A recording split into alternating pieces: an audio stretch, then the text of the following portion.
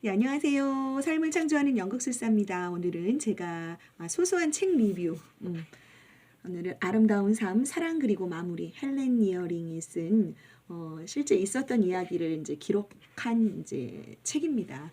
요거는 제가 저희 마을에 이제 수필을 함께 이제 책을 읽고 공부하는 시간이 있었어요. 이제 그 시간에 저희 이제 이순미 네, 수필 리더님 감사합니다. 꾸벅. 예. 그분께서 이제 저희 수필 이제 함께 이야기 나누고 이제 수필도 쓰고 하는 시간을 마무리하면서 이 책을 이제 마무리로 함께 오늘 서로 이야기 나눴는데요. 저는 개인적으로 이 책을 보니까 예전에 제가 좀 20살 무렵? 언제 좀 오래됐던 것 같아요. 그때 이제, 저도 이 보리 출판사였던 것 같은데, 저도 류시화 님이 번역한 것으로 조화로운 삶을 언뜻 읽었던 기억도 조금 나더라고요. 그래서 아무튼 이 책을 이제 추천해 주셔서 같이들 읽고 이제 이야기도 나누고 했는데, 저는 초반에는 제가 이 책에 대해서 너무 기대가 있었어요. 그러니까 뭔가 그 자기만의 삶, 자기가 원하는 삶을 선택해서 이제 스스로 살아감에 있어서 이 내가 살고 있는 이 현실 세계에서 그걸 구현해 나가기가 참 어려운 부분이 있잖아요. 그것들을 그게 어떻게 보면 나의 고집이고 저 사람의 어떤 그 자기만의 아집이고 막 또 누군가를 불편하게 할 수도 있고 또 그러기 위해서는 또 내가 또 불편을 감수해야 되고 또 누군가의 욕을 먹을 수도 있고 막 그러다 보니까 어, 좀 어려운 삶이 아닐까 싶어서 내가 원하는 삶을 살아가는 이 헬렌 니어링과 그의 남편 스코트 니어링은 자기만의 삶들을 이제 살았는데 어떻게 살았을까? 그걸 선택한 삶은 어땠을까가 궁금해서 제가 좀 기대를 하면서 읽었는데 그 부분은 제가 개인적으로는 저한테 좀 채워지지는 않았어요. 근데 오늘 제가 이제 전체적으로는 이 책을 읽고 나서는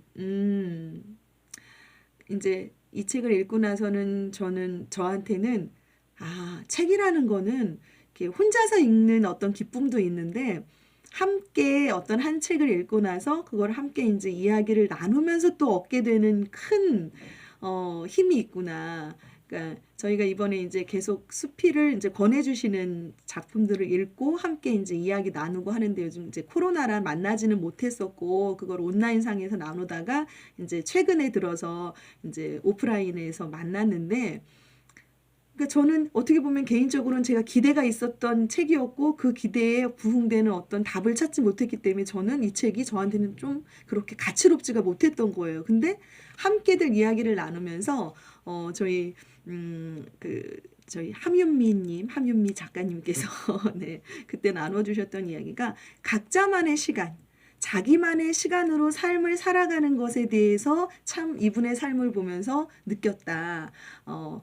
각자의 각자가 자기만의 시간 내서 살아가면 되지 않을까. 네, 근데 그것도 그렇게 선택해서 사는 삶도 참 어렵지만, 근데 저는 그 각자가 자기만의 시간으로 살아간다라는 그것이 저한테는 되게 위안도 되고, 되게 참 좋았어요. 그 말이. 그래서 그래, 각자 자기만의 시간. 자기만의 시간에서의 삶을 살아가면 되겠구나. 물론 이렇게 어떤 답이 지어졌던 건 아니죠. 제가 그러면 각자의 자기만의 삶, 자기만의 시간의 삶은 어떻게 살아가야 돼? 그러면 그것도 또 선택해야 되고 어떤 많은 사람들이 살아가는 삶과는 다를 수도 있고 막 그렇지 않나? 근데 물론 그거에 대한 저한테 어떤 답이 딱 오지는 않았지만 그냥 그 각자의 시간이라는 속에서 저한테는 살아갈 수 있겠더라고요. 그냥 그 말이. 그래, 나만의 시간.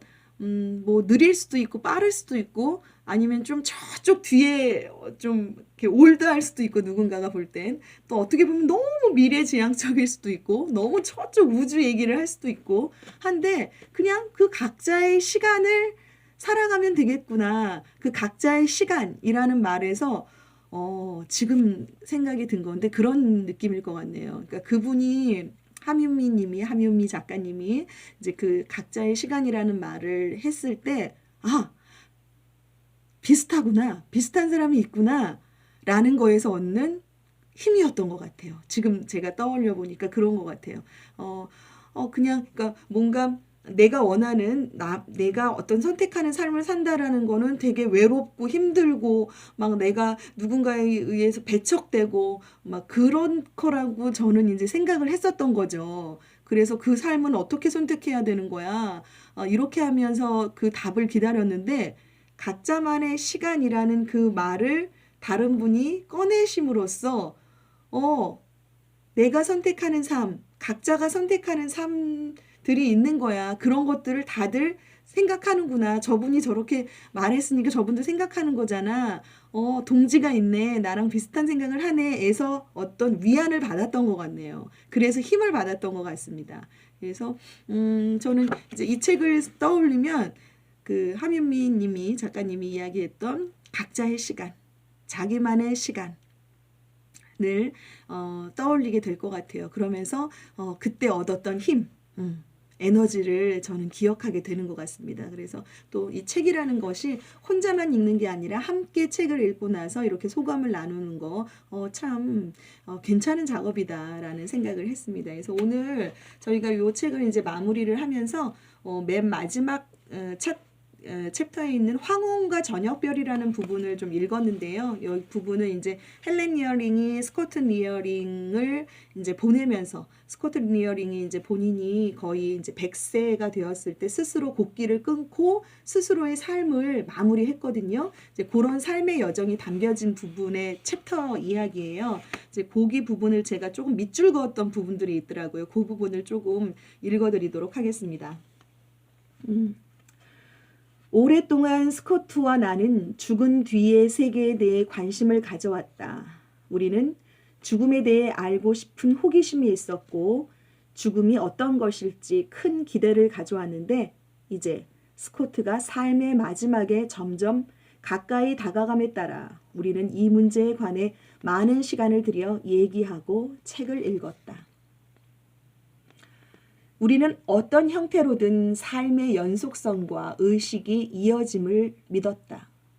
우리 앞에 기다리고 있으리라고 믿는 더 많은 만남과 더 많은 기회를 간절히 바랐다. 우리는 죽음이란 종말이 아니라 옮겨감이라고 느꼈다. 그것은 삶의 두 영역 사이에 있는 출입구였다.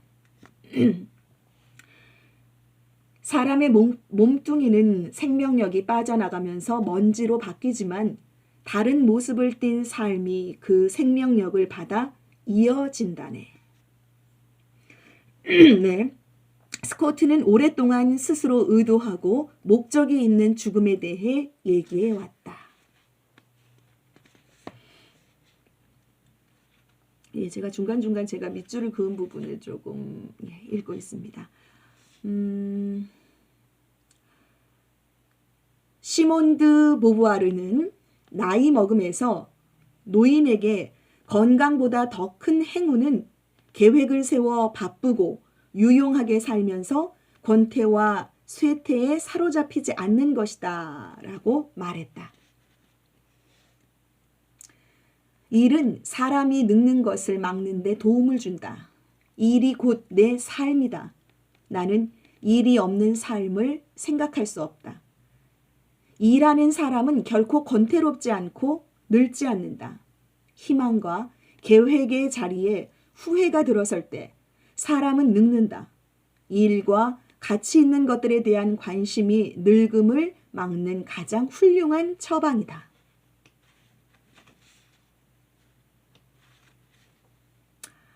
그리고 또 제가 이제 밑줄 그은 것 중에 여기 이제 구체적으로 스코트 리어링이 내가 이제 죽고 나서 어떻게 나의 죽음을 마무리해 달라고 굉장히 구체적으로 이야기를 합니다.